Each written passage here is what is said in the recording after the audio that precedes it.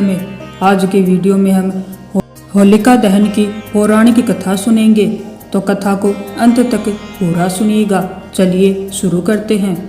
ऋषि कश्यप और अदिति के दो बलशाली पुत्र हिरण्याक्ष और हिरण्यकशिपु थे और दो पुत्रियां सिंहिका और होलिका थी। भगवान विष्णु ने वराह अवतार लेकर के हिरण्याक्ष का वध किया था और सिंहिका को हनुमान जी ने लंका जाते वक्त रास्ते में मार दिया था। अब बचे हिरण्यकशिपु और होलिका, तो इन्हीं से जुड़ी हुई है होलिका दहन की कहानी। एक बार की बात है, त्रिलोक्य पर विजय प्राप्ति के लिए हिरण्यकशिपु ब्रह्मा की तपस्या में लीन था। असुर राज हिरण्यकशिपु की तपस्या से प्रसन्न होकर ब्रह्मा जी ने उसे वर मांगने को कहा, तो उसने कहा कि अमरता का वरदान चाहिए। तब ब्रह्मा जी ने कहा कि यह तो संभव नहीं है, कुछ और मांगो। तो उसने कहा कि आपके बनाए किसी प्राणी, मनुष्य, पशु, देवता, दैत्य, नाग आदि किसी से भी मेरी मृत्यु न हो। मैं समस्त प्राणियों पर राज्य करूं। मुझे कोई न दिन में मार सके, न रात में मार सके, न घर के अंदर मार सके, न बाहर।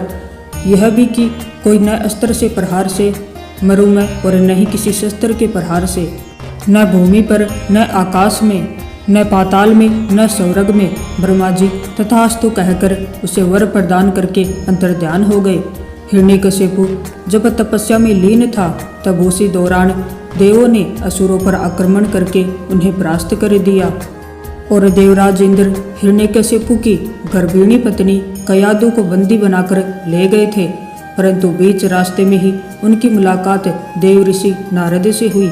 नारद जी ने इंद्र को उपदेश दिया कि आप ये पाप कर रहे हैं। उपदेश सुनकर इंद्र हिरण्यकशिपु की पत्नी कयादु को महर्षि के आश्रम में छोड़कर स्वयं देवलोक चले गए। गर्भवती कयादु को नारद ने विष्णु भक्ति और भागवत तत्व से अवगत कराया। यह ज्ञान गर्भ में पल रहे पुत्र प्रहलाद ने भी प्राप्त किया। इधर हिरण्यकशिप जब लौटा तो इस वरदान ने उसके भीतर अजर अमर होने का भाव उत्पन्न हो गया। इसके चलते उसने धरती पर अत्याचार शुरू कर दिया। उसने देवों को अपना दास बनाया, ऋषि मुनियों व भगवत भक्तों को तंग करने लगा, यज्ञों को नष्ट भ्रष्ट करने लगा। उसने आदेश दिया कि उसके राज्य में किसी भी देवता की पूजा नहीं होगी। उसने कहा कि हिरणाय नमः के अतिरिक्त अन्य किसी भी मंत्र का उच्चारण नहीं किया जाएगा। पूरे राज्य में स्वयं उसी की पूजा की जाए, अन्य किसी की नहीं। जो ऐसा नहीं करे उन्हें मार दिया जाए। उचित समय पर प्रहलाद का जन्म हुआ तो राज्य में खुशियां मनाई गई। हिरण्यकशिप के 4 पुत्र थे, अनुहलाद, हलाद, भक्त प्रहलाद और सहलाद। प्रहलाद का उपनयन संस्कार करके उसे गुरुकुल भेजा गया। कुछ समय बाद हिरण्यकशिप को यह जानने की उत्सुकता हुई कि गुरुकुल में मेरे पुत्र क्या सीख रहे हैं। उसने प्रहलाद को बुलाकर पूछा, तुमने गुरुकुल में क्या सीखा? प्रहलाद ने कहा कि भगवान विष्णु की नवनिधि भक्ति सीखी। अपने पुत्र के मुख से अपने शत्रु विष्णु का नाम सुनकर हिरण्यकशिपु क्रोधित हो गया। कई बार समझाने पर भी प्रहलाद ने विष्णु की पूजा पाठ बंद नहीं की, तो इससे क्रोधित होकर हिरण्यकशिपु ने अपने गुरु को बुलाकर कहा कि ऐसा कुछ करो कि मेरा पुत्र विष्णु का नाम रटना बंद कर दे। गुरु ने बहुत कोशिश की, किंतु वे असफल रहे। तब असुर राज ने अपने पुत्र की हत्या का आदेश दे दिया। सैनिकों द्वारा उसे विष दिया गया, उस पर तलवार से प्रहार किया गया, विष दरों के सामने छोड़ा गया, हाथियों के पैरों तले कुचलवाना चाहा, पर्वत से नीचे फेंकवाया, लेकिन श्री हरि विष्णु कृपा से प्रहलाद का बाल भी बांका नहीं हुआ। फाल्गुन शुक्ल सप्तमी को प्रहलाद को बंदी बनाकर पूरे 8 दिन तक त्रास दिया गया।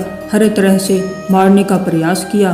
हिरण्यकशिपु को चिंता होने लगी कि यह नहीं मरा तो लोग विष्णु की ही भक्ति करने लगेंगे।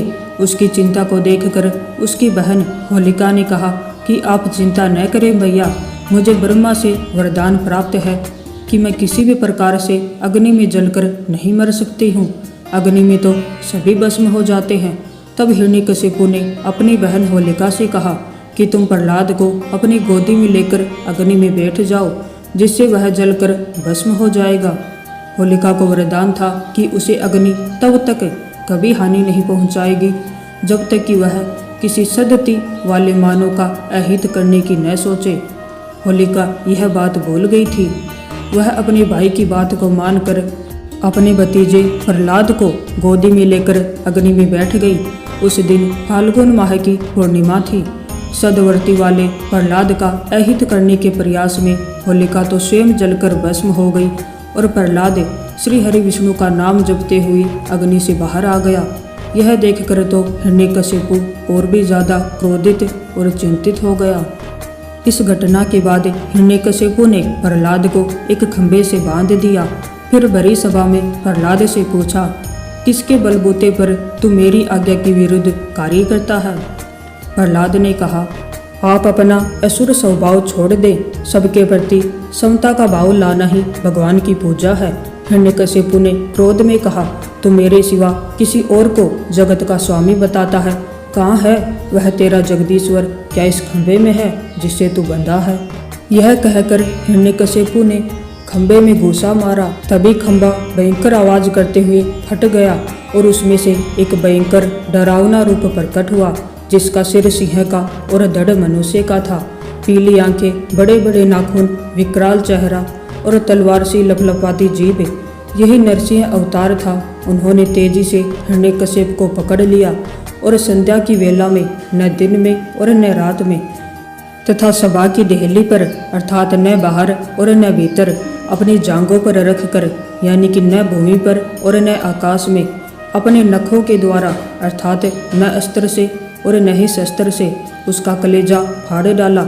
हजारों सैनिक जो प्रहार करने आए, उन्हें नरसिंह भगवान ने हजारों भुजाओं और नख रूपी शस्त्रों से खदेड़ कर मार डाला। फिर क्रोध से भरे नरसिंह भगवान सिंहासन पर जा बैठे। तब प्रहलाद ने दंडवत होकर उनकी प्रार्थना पूजा की। प्रहलाद का राज तिलक करने के बाद नरसिंह भगवान चले गए। तो ये थी होलिका दहन की पौराणिक कथा। अगर आपको कथा अच्छी लगी हो तो वीडियो को